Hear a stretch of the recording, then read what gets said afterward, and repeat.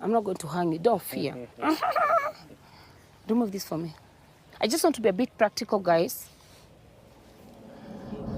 The details must remain secret. But after weeks of investigation, Jane says she's solved this case, finally bringing closure to the victim's grieving family. In a country like Kenya, where there's often deep distrust of the police, private investigators can play an important role in securing justice. But how powerful have they become? Investigators like Jane are allowed to carry licensed weapons and are increasingly involved in police operations. I am the best in the world. In Africa, in Kenya, nobody can beat me up. Her team regularly work for high-ranking politicians, which gives them a degree of political protection. Critics fear that the lines between private investigators and vigilantes are becoming blurred. Have you ever had to shoot someone? Yeah, sure. Yeah, that's what we call a headshot. A bullet hole is smaller than I thought. Yeah, but when it actually goes inside, it actually rips. It's bigger inside. Yeah.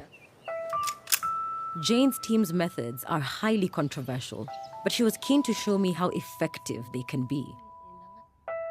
She keeps detailed records of all her investigations. You're very meticulous. Look at Yes. all these. In total, she estimates that her team have solved more than 300 cases, putting 71 criminals in jail. I've solved murder cases, robbery cases of theft and civil. By working with government and the police, Jane is able to access huge amounts of normally private data, mobile phone call logs, text message history, and banking records. So the issue of, privacy, because everyone has a right to their own privacy. Yes. Where is that line? When it comes to privacy, you have your personal life, you have your privacy. But if you are a criminal, Lily, what type of privacy do you need as a criminal? But not everyone agrees that PIs should have access to this kind of information. Their cozy relationship with politicians and the police gives them enormous power. Even within the security industry, critics fear that people like Jane are becoming untouchable. A lot of these private investigators are former military officers, former police officers. They know how to work through the system. They know how to subjugate the system. They know how to corrupt the system. So even if you would wish to sue them for violations on your privacy, for human rights violations, or whatever it is, then it will be arguably very hard. Because you can imagine if this is a senior officer who has retired from the military or the police force, then you'll be accusing him to his colleagues. During our research into private investigators, we discovered widespread evidence of unethical activity by a number of individuals. One of the companies we approached was Nairobi-based Silver Edge Investigators. Their website advertises a range of dubious services, including mobile spying. The pictures of their team are fake, lifted from stock photos online. We wanted to test if they'd be willing to break the law and breach people's privacy. So we sent an undercover journalist to meet with them. She posed as a potential client, a woman who suspected her husband was cheating. So do you think you'll be able to prove if he's cheating or not? Because it's something that I've been doing since. Martin told her that he could hack her husband's phone after installing so-called spy software. Once you saw that one, you're able to access SMS, WhatsApp calls, location, photos and videos. It's like everything from that phone. He said he could access the husband's bank transactions as well. What of tracking like his bank accounts, bank transition, is that possible? It's possible. Yeah, but that one is supposed to be very difficult because the person is not supposed to know that we are monitoring the account. The things he's willing to do are completely illegal. And it's troubling because private investigators are actually meant to be solving crimes, not seemingly willing to commit a crime. It just shows you how broken this system is. The operative asked if it would be possible to honey trap the husband in order to capture incriminating photos. Martin, again, said that he could. if I want to test my husband's fidelity, can you guys send a lady over to lure him and just to get explicit photos? Is that possible with you guys? We sent a lady. Which is very much possible. Because you're going to send a lady with the cameras. Not even the cameras. Even the lady can say, they can do some photos with the phone. When they are in the room, the lady can take things. Okay. Yes. Then we give you the photos. Martin's price for the whole package, hacking a phone, a bank account, social media profiles, and setting up a honey trap, was just under $3,000. All these actions are illegal here in Kenya.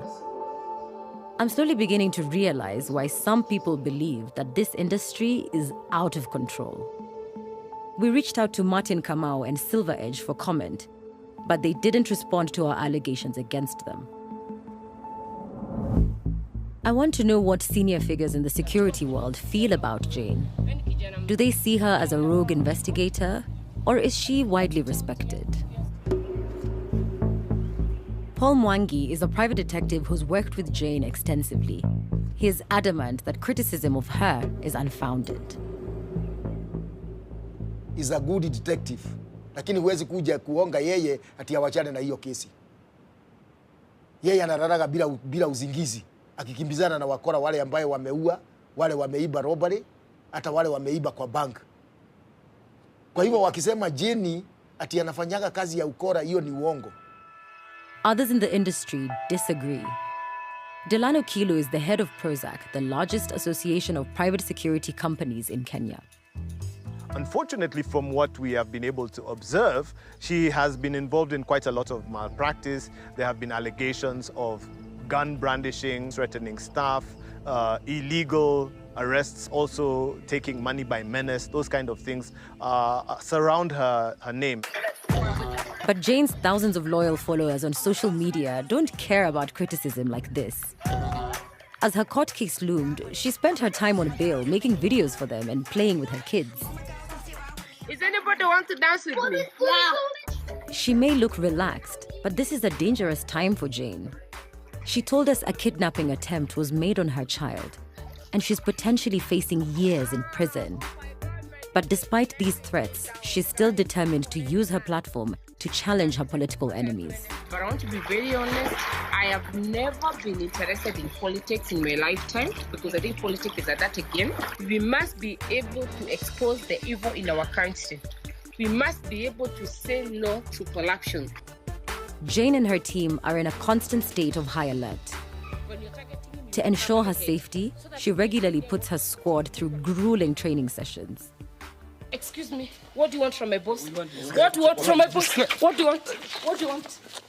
Can you see this? Can you breathe? He can't even breathe. Jane has a taekwondo certificate and was keen to show me her moves.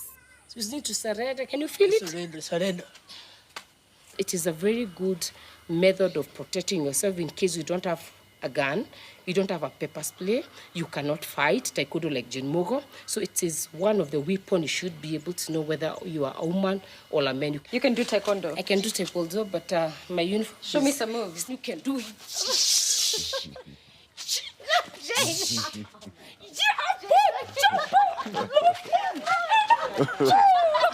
Target here. And then you make the person fall down. Sorry, my girl, wake up.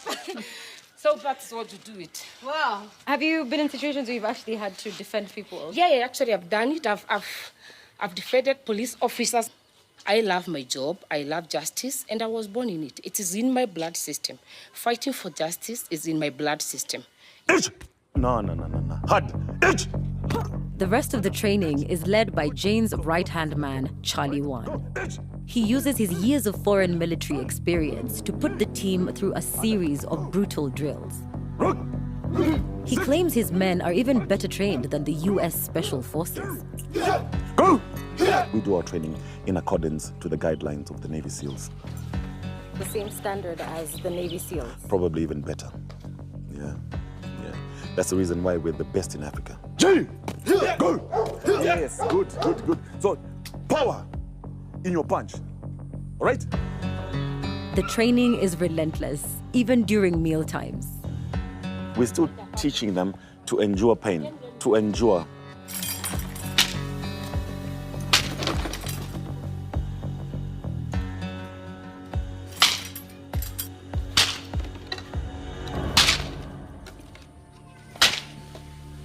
To break you.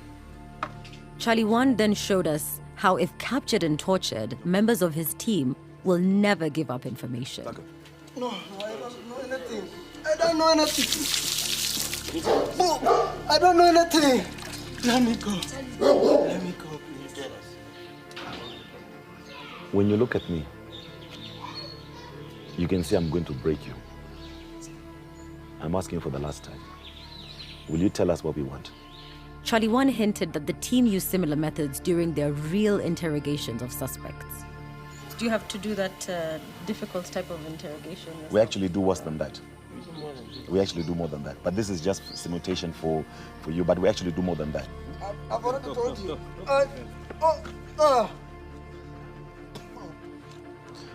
Will you tell us what we want to hear? He claims these methods are needed to save lives.